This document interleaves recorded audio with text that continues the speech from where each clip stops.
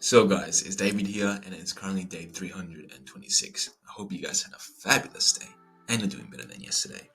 The time is currently 6:45. I know I woke up a little bit late today, but I am not gonna let that define how my day goes because I'm gonna change my attitude on how I choose to view my day. I'm gonna be more somewhat enthusiasm, somewhat eager to just face the challenges and overcome my obstacles. Because lately I have noticed that my motivation or my eagerness to do anything has dipped down significantly. So after reading the book, well, a few pages of Become Supernatural, energy is very important. So, although I might be faking this enthusiasm or faking my eagerness to do anything or just to feel great, that is better than to just to feel sad. That is better than to just feel unmotivated and just feel somewhat dull. Because even though the energy is fake, when we act upon it, when we display and conjure this energy, it becomes real. And this will create positive emotions. It'll make us feel good. It'll make the day totally different. So there's no excuse now for me to hold back on anything because I'm not going to let my excuses stop me back from doing anything, guys. Because this has to be done. Like whatever it is, it has to be done. So don't let your fears hold you back.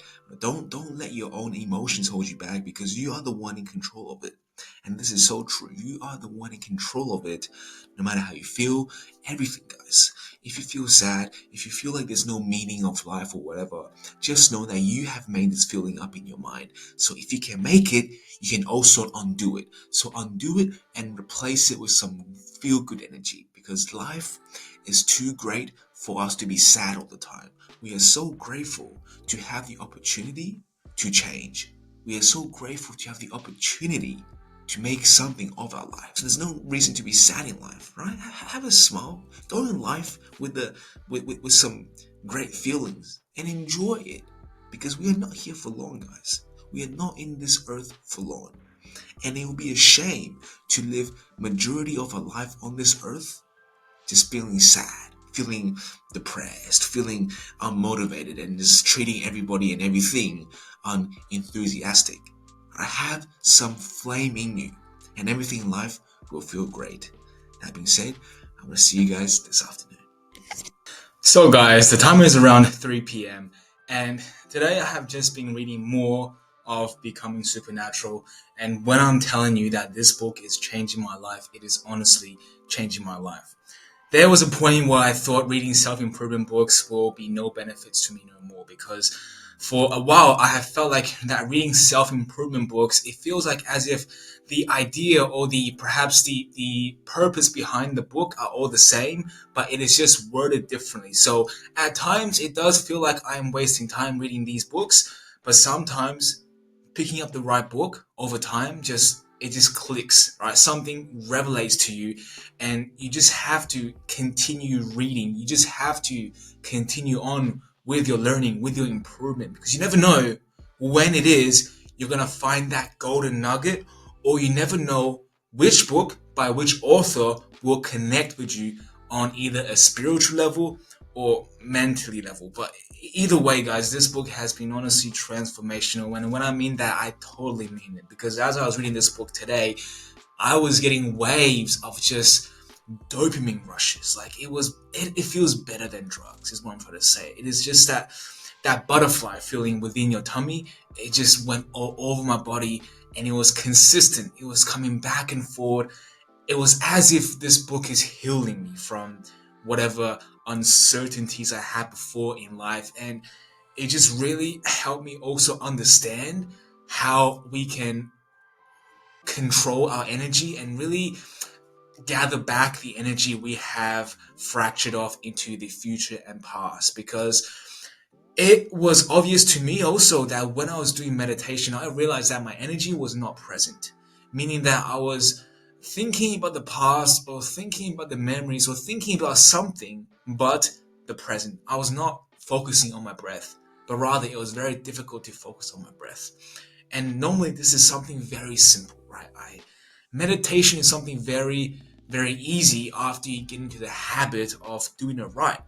And It was never really difficult for me to focus on my breath, meaning it was never difficult for me to focus on the present. However, ever since relapsing on drugs, coming back out of jail, I don't know what it is, guys, but my meditation has just gone off course. Meaning that I was thinking about the past and the future, but just never in the present. It is very difficult, and because of that, my energy was never centered. And I'll be easily distracted when I was doing work. I'll be easily thinking about something else, and it was just very difficult for me to stay in the present moment.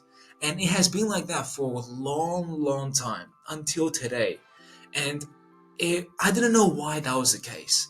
I never really contributed that reason to perhaps that my energy was fractured or dissipated something else. I never thought about my energy because I never knew anything about it. So you see, picking up this book really helped me understood that perhaps I have been giving away my energy to something for a long time. And it does make sense because lately I have been thinking about the past, thinking about the future, thinking about possibly any outcome or possibilities besides the present. I was not enjoying the present.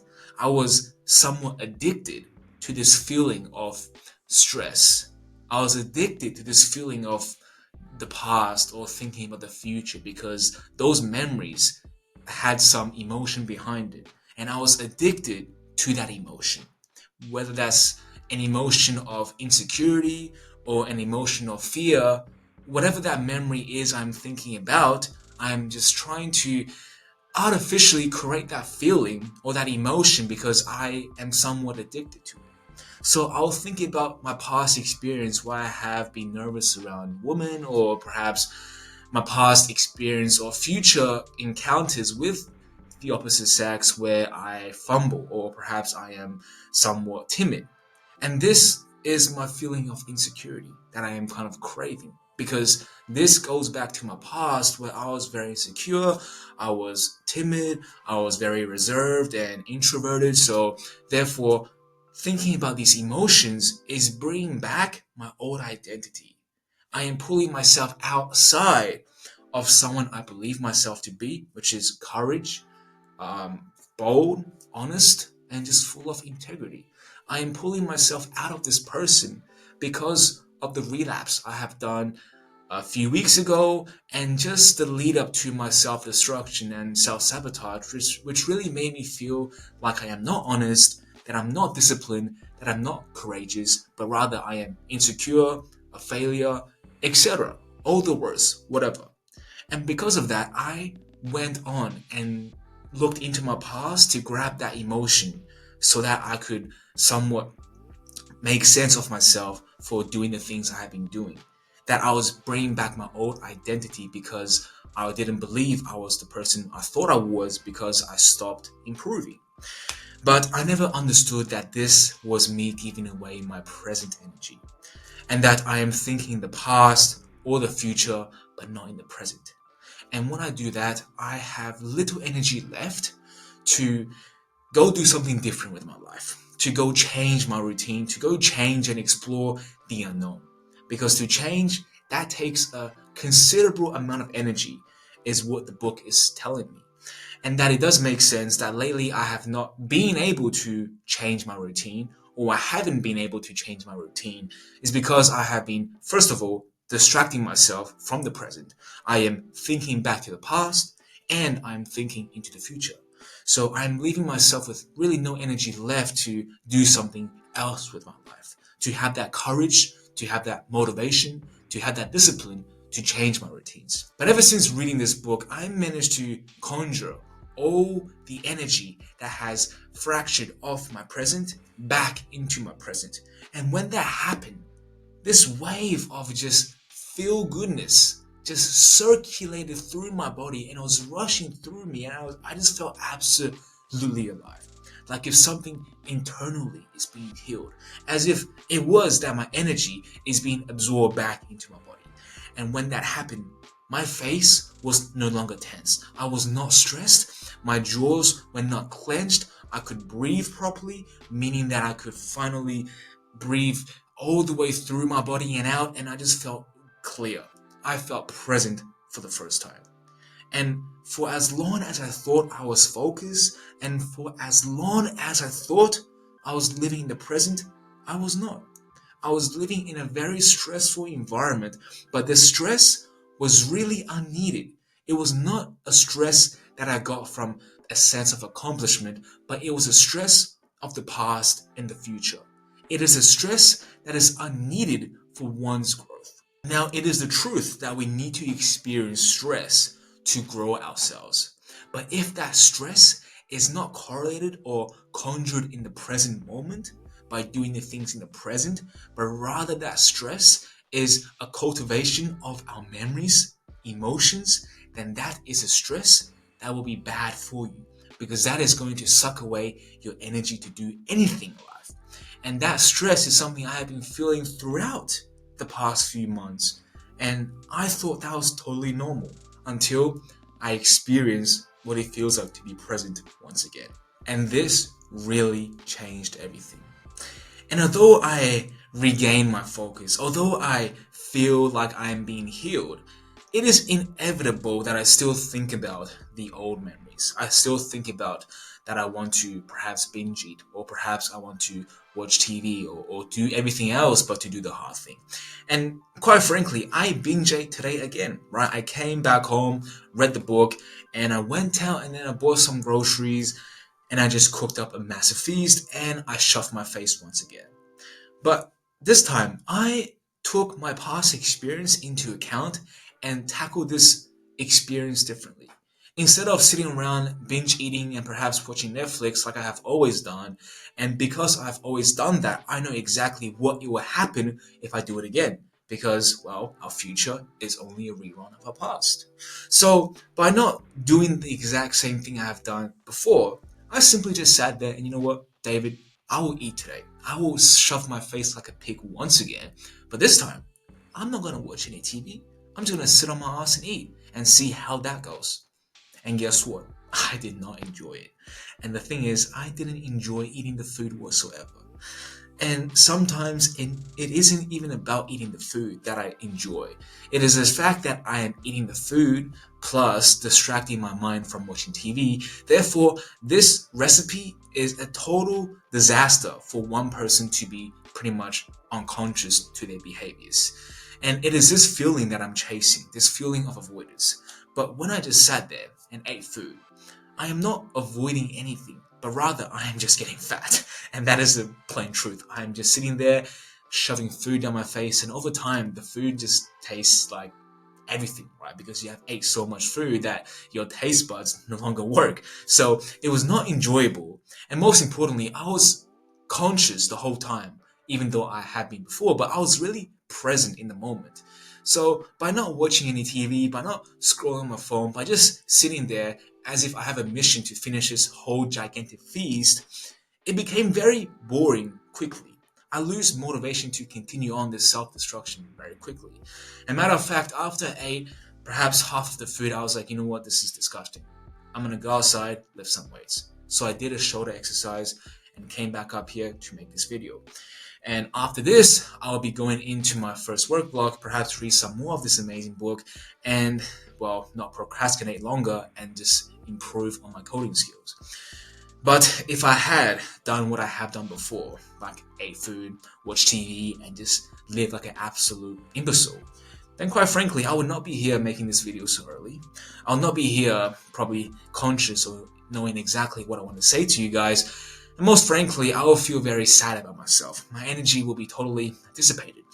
But today, I managed to really get back all the energy I have just unwillingly and just mindlessly gave out to my past and future because I thought that was the right thing to do. And sometimes we just need a reminder that the present is all that matters. And if we focus in the past and future, then we don't have enough time to focus on our present. And it is our present that will change the future. Not our past, but the present. So if you keep on making the same mistake again, then your future is very predictable. But if you choose to do something different today, and you can only do so by having all your energy consolidated on the present moment, then you experience something totally different. And that unknown feeling, that uncertainty, will be something that will be delightful to you. Because for once in your life, you'll live a life different. You'll live a life full of excitement, full of adventure, and that is something we should all look forward to. That being said, I'll see you guys tonight, but today has been, well, amazing. Although I have not really done anything, well, productive with my life, I managed to find this healing within me. And change does change internally. And although I used to blame external factors for my failures, that really isn't the case. Internally is what all it matters. External environment may affect you to some degree, but it is our internal environment, how we choose to see the world in ourselves and how we choose to see ourselves, that will eventually explode into our surroundings. So, I'll see you guys tonight. So guys, the time is currently 7:45. And this pretty much is a wrap for today. But today has been great because I have stuck away from self-destruction. I have been intentional with my actions. And most importantly, I felt as if I had my self-control back. As if all the actions were of my own choice. I mean, it always has been that, but sometimes when you distract yourself for so long, when you have disassociated yourself from the present, you feel like as if your circumstance is totally out of your control. But what I have learned from really regaining my present by grabbing all my energy back after I have dissipated them is that you start to focus on the present moment when you stop worrying about your past, when you stop having this addiction to how you feel and that feeling of emotion you chase from your past. Because that emotion we are addicted to, the one we always chase, the emotion, the memory that we always think about in our mind, we chase that because a part of us believes we are that person. And that emotion alone is merely a feeling of what it is like to be that person we believe ourselves to be.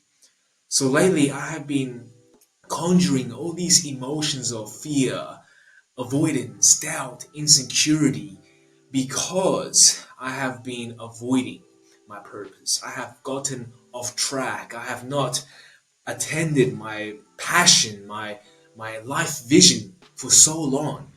Therefore, all my actions leading up to this day has been nothing but reminding me of what it is like to be my old self.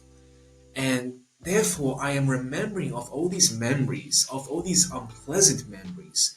But somewhat I am addicted to them because they remind me of what it is like to be that person who I have tried so hard to get away from. Someone who had tried so hard to improve and become better.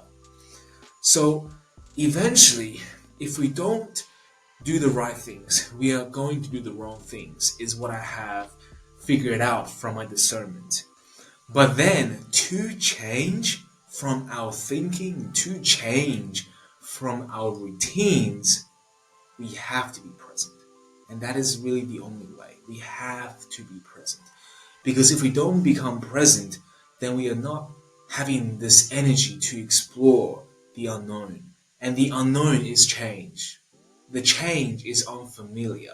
And whatever is unfamiliar, we, in the instinct, try to grab our past memories to find something familiar so that we can become somewhat prepared to face the uncertain. But here's the thing, guys. We can't prepare for the uncertain. And I have done so much rehearsing in my mind to prepare for the uncertain. I want to be at some stages in my life so perfect that I'll rehearse in my mind of all perhaps the possible outcomes that could happen from this encounter and that exactly what it is I should say and perhaps what it is that I have to counteract if somebody or something reacts unfavorably to how I originally imagined the situation to go. Now, here's the thing, if we don't embrace uncertainty, then we are never going to break free from our old routine. The routines we have already automated because it has become familiar to us. What do I mean by this? Every single time as I have predicted or somewhat I thought myself to predict the uncertainty, it always came biting back on my ass because we can never predict the future. That is a known fact. We can't predict the future. And because we can't predict the future, there will always be something going wrong. And if we, in our mind, have rehearsed this perfect script that if we say this and we do this, then everything will work out, then if something goes wrong, a lot of the times I find myself stuck because I have not foreseen this problem. And because of this, I am afraid to go out of my comfort zone and improvise, to say what I think is right, because at the moment, I have not prepared for this uncertainty. And because of this, I have not been able to break free from my old patterns, my old paradigm of fear, insecurity, and mostly reserved and timid. So, embracing uncertainty means to not try your hardest to foresee the future. Obviously, prepare. It is always a great thing to prepare because lack of preparation means, well, failure. But never be so rigid thinking that you have to go by X and Y because the truth is the future is so unpredictable. And the only way to really be prepared for the future is to be unprepared, is to go inside, go into the situation, into your trouble with a mind of fluidity, is to not be rigid but be flexible and say anything or any what you think is reasonable when something unpredicted happens to you. Because then, by going outside of your realm of perfectionism in some degree, you somewhat experience this new experience. And this will open up new opportunities, new memories, and sometimes that memories may just be good ones so that in the future you will then know what to say in a similar type of situation. But this is all I gotta say for tonight. Has been a wonderful day, and for once I feel life is back on track. And that it is all about, guys. Do the right thing, be intentional, and have a set of emotions you want to feel every single day, and start doing that. Start becoming that person. And eventually, you will be that person. But just know, if we cannot preoccupy our mind with positive feelings, if we can't become in the present, then we'll be stuck in the past. And like Dr. Joe said, our future is truly just a rerun of our past. That being said, I hope you guys had learned something from this. But if not, like always, I'll be here for you guys tomorrow. But until then,